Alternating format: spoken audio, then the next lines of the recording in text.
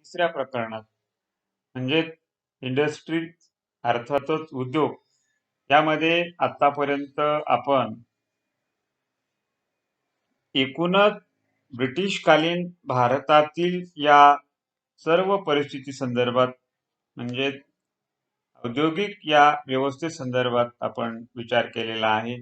त्यामध्ये ब्रिटिश पूर्व काळातील भारतातील उद्योगांची स्थिती ही कशा पद्धतीची होती या संदर्भात आपण विचार केला की त्यामध्ये मुळातच 19व्या शतकापर्यंतची उद्योगांची जी काही परिस्थिती होती त्या परिस्थिती संदर्भात आपण विचार केला.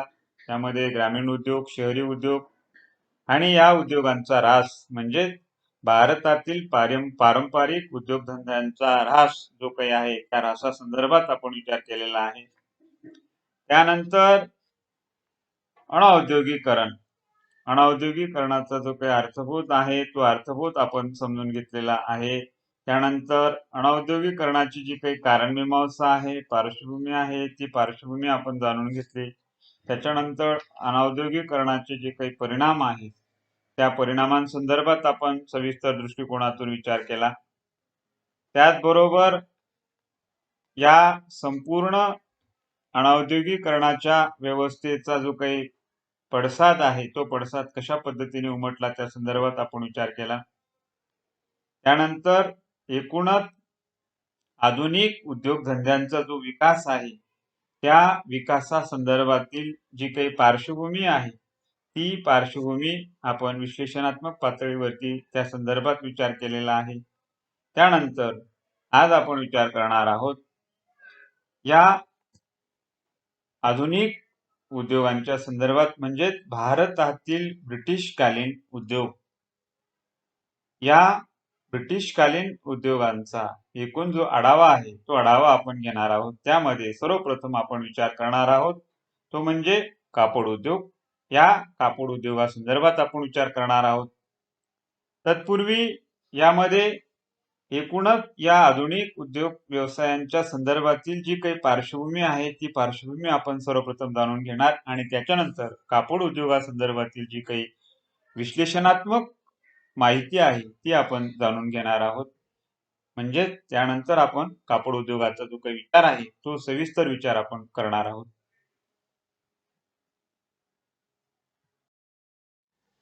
तर यामध्ये मुख्यतः ब्रिटिश काळातील आधुनिक उद्योगांचा जो काही प्रारंभ आहे या प्रारंभापूर्व जी परिस्थिती आहे ती जर आपण विचारात घेतली तर त्यामध्ये मुख्यतः या संदर्भातील ज्या काही प्रमुख घटना आहेत त्या प्रमुख घटनांचा आपल्याला या ठिकाणी विचार करावा लागेल. उदाहरणार्थ त्यामध्ये 1857चा उठाव की ज्या उठावानंतर जे परिवर्तन झाले अनेक क्षेत्रामध्ये त्या परिवर्तनातीलच हा एक महत्वपूर्ण भाग मानता येईल की ज्यामध्ये निरनिराळ्या प्रकारे भारतातील उद्योगधंद्यांच्या विकासासंदर्भातील जी काही गरज होती ती गरज ही भासू लागलेली होती आणि म्हणूनच यानंतरच्या काळात म्हणजे 1857 नंतरच्या काळात ब्रिटिश सरकारला भारतीयांचा जो काही विश्वास होता तो विश्वास संपादन करण्यासाठी आणि येथील जी काही आपली सत्ता होती ती सत्ता टिकवण्यासाठी म्हणजे राजकीय सवलतीबरोबरच भारतातील उद्योगधंद्यांचा जो काही विकास आहे तो विकास करण्याची जी काही गरज ही गरज या ठिकाणी प्रकर्षाने भासू लागलेली दिसून येते.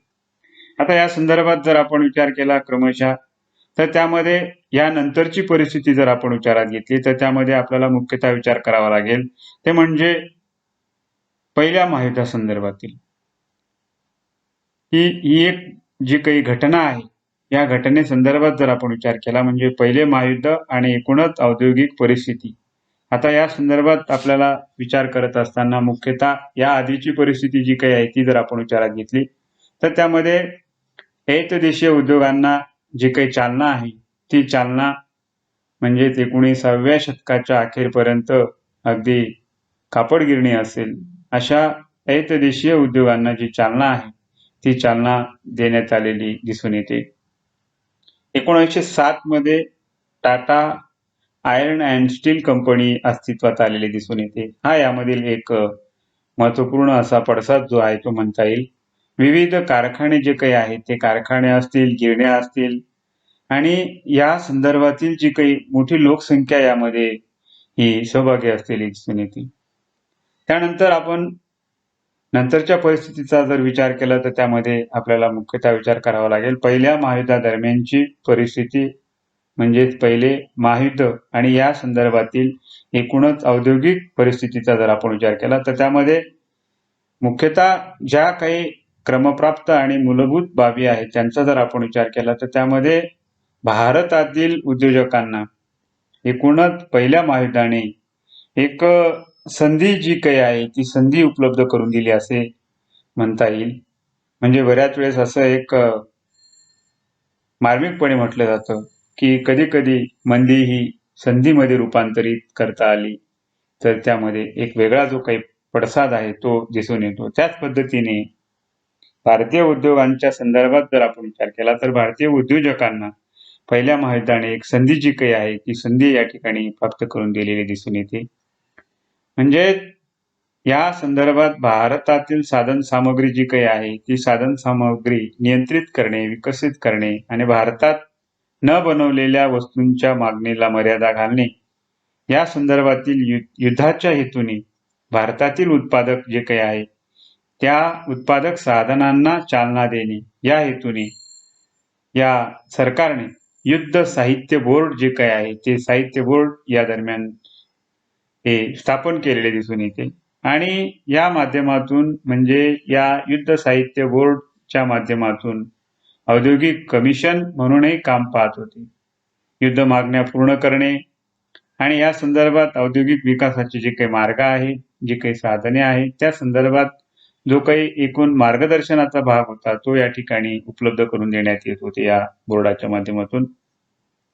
त्याचबरोबर पहिल्या महायुद्धामुळे इंग्लंडची जी काही भारतातील एकूण आपल्या साम्राज्यासंदर्भातील जी काही पकड होती ती पकड देखील काही अंशी का होईना ती पकड या ठिकाणी निश्चितच ज्या पद्धतीची मजबूती होती या आधीच्या परिस्थितीमध्ये ती मजबूती मात्र राहिलेली दिसून येत नाही. आणि आंतरराष्ट्रीय पातळीवर जे काही आपले प्रभुत्व होते ते प्रभुत्व देखील या महाकाय अशा सत्तेचे कमी झालेले दिसून येते. भारतात स्वदेशी चळवळीने या दरम्यान जे काही राजकीय वातावरण होते ते राजकीय वातावरण एकूणच संपूर्ण विस्तारित स्वरूपाचे जे काही होते ते बनलेले होते. त्याचबरोबर लँकशायर आणि इंग्लंडमधील इतर ठिकाणच्या कारखान्यांच्या संदर्भात जर आपण विचार केला तर ते हितसंवर्धन होईल अशा प्रकारचे जे काही औद्योगिक व व्यापारी धोरण होते ते औद्योगिक आणि व्यापारी धोरण ब्रिटिश सरकार भारतात राबवित असण्याची परिस्थिती जी काही होती ती या ठिकाणी दिसून येते. आणि अशा पद्धतीच्या ज्या काही या भावना होत्या त्या भारतीयांच्या मनामध्ये पसरलेल्या होत्या आणि यामुळे ब्रिटिश संसदेत भारत मंत्र्यांना व्यापारी धोरणाचे जे काही अधिकार होते ते अधिकार देण्याचे निश्चित करण्यात आलेले दिसून येते. आणि म्हणून या संदर्भातील ही जी काही निश्चिती होती ती निश्चिती एका वेगळ्या वळणावर नेऊन पोहोचलेली होती. आणि म्हणून या संदर्भातील जो काही हा वाटचालीचा भाग होता तो या ठिकाणी निश्चितच एक वेगळ्या परिणामाच्या अंगाने आणि एक वेगळ्या दिशेच्या अंगाने दिसून येतो. आणि यामुळे या सर्व परिस्थितीचा जर आपण विचार केला तर भारतीय उद्योगांना जी काही चालना होती, जी काही गती होती ती चालना प्राप्त झालेली दिसून येते. या धोरणात्मक बदलाने भारतीय उद्योगांना एक पोषक अशी परिस्थिती निर्माण झाली, अनुकूल अशी परिस्थिती निर्माण झाली आणि त्यामुळे भारतीय उद्योगांना गती मिळालेली दिसून येते. औद्योगिक उत्पादन यामुळे वाढले. म्हणजे अगदी आपण दुसऱ्या महायुद्धाच्या एकूण पूर्वी जर विचार केला तर त्यामध्ये लोखंड उत्पादन हे जवळपास 80%, कागद संदर्भात कागद उत्पादनाचा जर विचार केला तर 180%, साखर उत्पादनाच्या संदर्भात जर विचार केला तर जवळपास 37.39%. याप्रमाणे एकूण उत्पादनात जी काही वाढ होती ती वाढ ही झालेली दिसून येते. म्हणजे दुसऱ्या महायुद्धपूर्व काळातील ही वाढ होती. आणि म्हणून कारखानदारी वाढल्याने कामगारांची संख्या ही मोठ्या प्रमाणात वाढली आणि कामगारांची संख्या वाढल्यामुळे निश्चितच या ठिकाणी एका वेगळा हा जो काही कामगारांचा प्रभाव होता, तो प्रभाव या ठिकाणी निर्माण झालेला दिसून येतो. आणि म्हणून जगातील एकूण प्रमुख 8 देशांचा जर या औद्योगिक देशात जर विचार केला तर त्यामध्ये भारताचा समावेश जो काही आहे तो समावेश या ठिकाणी झालेला दिसून येतो. आणि म्हणून उपलब्ध साधन संपत्तीचा विचार करून भारताचे औद्योगिकरण झाले हे असे म्हणता येणार नाही. आणि म्हणून या संदर्भात भारतातील जी काही मोठी जनता होती, ती मोठी लोकसंख्या ही शेतीवर अवलंबून होती. जवळपास 70% लोकसंख्या ही या दरम्यान शेतीवर अवलंबून असलेली दिसून येते. ही जी काही परिस्थिती होती, ही एकूण परिस्थिती ही पहिल्या महायुद्धादरम्यानची औद्योगिक व्यवस्थेसंदर्भात दिसून येते. खाण उद्योग हा भारतातील ब्रिटिशकालीन भारतातील एक प्रमुख उद्योग होता. या उद्योगासंदर्भात जर आपण विश्लेषणात्मक दृष्टिकोनातून विचार केला तर आधुनिक उद्योगांच्या विकासाचा भारताच्या संदर्भात विचार करताना या विविध उद्योगांपैकी हा एक मूलभूत स्वरूपाचा उद्योग म्हणून ओळखला जात.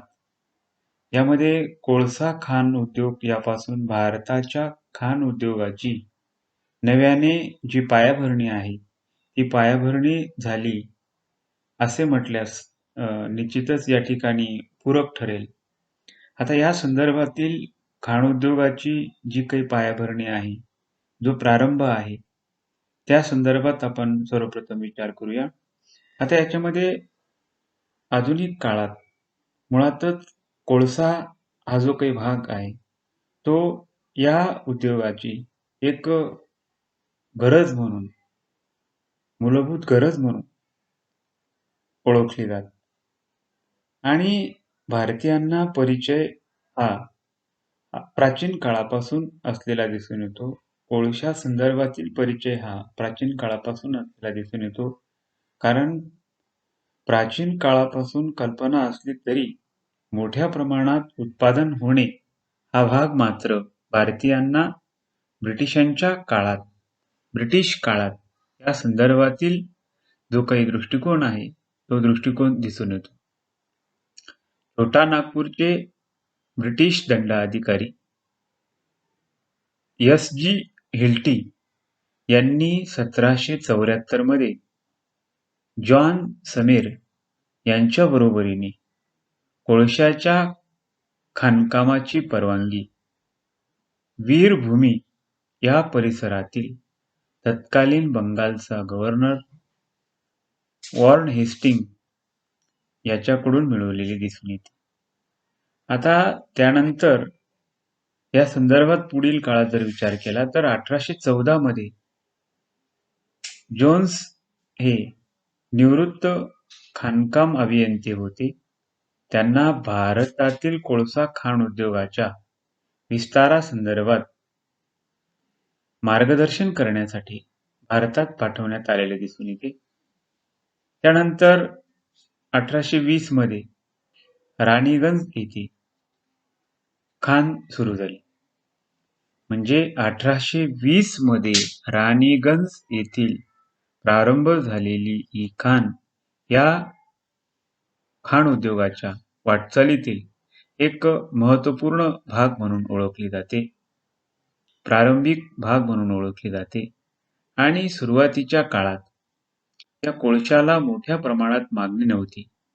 मात्र नंतरच्या काळात जेव्हा रेल्वेचा विकास आपण बघतो, रेल्वेचा प्रारंभ आपण बघतो, रेल्वेची वाटचाल आपण बघतो, त्या संदर्भात जर आपण विचार केला तर रेल्वे सुरू झाल्यानंतर मात्र कोळशाला मोठ्या प्रमाणात जी मागणी आहे ती मागणी वाढलेली दिसून येते. म्हणजे रेल्वेचा उदय हा खाण उद्योगासाठी गती देणारा भाग ठरला. आता या संदर्भात जर आपण विचार केला या उद्योगाच्या विस्तारासंदर्भात, तर विस्तारासंदर्भात विचार केल्यानंतर आपणास असे दिसून येते की बंगाल, बिहार, ओरिसा प्रांतात कोळशाच्या खाणीचे कामही कंपनीच्या काळातच सुरू झालेले होते. इसवी सन 1854 पर्यंत देशात फक्त 3 कोळशाच्या खाणी होत्या. त्यानंतर रेल्वे जी काही आहे ही रेल्वे प्रारंभ झाली. त्यामुळे खाणीतील कोळसा दूरवर नेण्यास मदत झाली. कोळसा उद्योगाला चालना मिळाली. अगदी 1880च्या सुमारास राणीगंज भागात कोळशाच्या जवळपास एकूण 56 खाणी सुरू झालेल्या होत्या. पण यंत्राचा वापर होत नसल्याने उत्पादन मात्र वाढलेले दिसत नाही. आता या संदर्भात एकूण आकडेवारी जर आपण बघितली तर त्या आकडेवारीवरून आपणास असे दिसून येते की बंगालमधील कोळशाचे उत्पादन म्हणजे अगदी 1877 पासून तर 1880 या काळात जरी आपण विचार केला तर त्यामध्ये 3 लाख टनावरून 10 लाख टनापर्यंत वाढलेले दिसून येते. म्हणजे कोळशाच्या खाणीत जवळपास 35,000 लोक काम करत होते. यावरून या उद्योगाच्या विस्ताराची कक्षाही कशा पद्धतीने विस्तारत केली हे या ठिकाणी दिसून येते. आणि म्हणूनच भारतात कोळशाची जी काही आयात आहे ती आयात केली जात असे व निर्यातही केली जात असे. 1894 मध्ये भारतातून जवळपास 54,000 टन कोळसा निर्यात करण्यात आला. त्याचबरोबर याच वर्षी 8,50,000 टन कोळसा आयात देखील करण्यात आलेला होता. म्हणजे या संदर्भात जर आपण या आकडेवारीचा विचार केला तर खाण उद्योगाचा जो विस्तार आहे हा विस्तार आणि ही विस्तार कक्षा रुंदावलेली या ठिकाणी दिसून येते. त्यानंतर या खाण उद्योगासंदर्भातील ज्या काही समस्या आहेत त्या समस्या आपण जाणून घेऊया.